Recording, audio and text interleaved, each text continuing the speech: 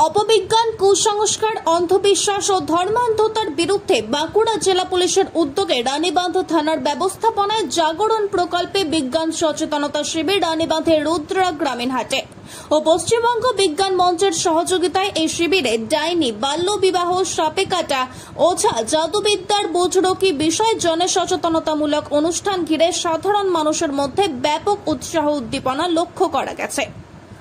উপস্থিত পশ্চিমবঙ্গ বিজ্ঞান মঞ্চের বাঁকুড়া জেলা কমিটির সম্পাদক জয়দেব চন্দ্র বলেন, ম্যাজিক নয়, লজিক। প্রত্যেকটি ঘটনার পিছনে একটি করে কারণ থাকে, আর এই কারণটা বোঝার জন্য বিরাট বিজ্ঞান পড়ার দরকার নেই, একটা কৌতূহলী মন থাকলেই হবে। একই সঙ্গে ডাইনি সহ অন্যান্য বিষয় তৈরির পিছনে কিছু স্বার্থান্বেষী মানুষের ভূমিকা থাকে। গরিব খেটে খাওয়া মানুষকে এইসব বলে ভুল বোঝানো হয়। দেশের সবচেয়ে বড় বিজ্ঞান সংগঠন পশ্চিমবঙ্গ বিজ্ঞান মঞ্চ তার বিরুদ্ধে নিরন্তর কাজ করে যাচ্ছে বলে তিনি জানান।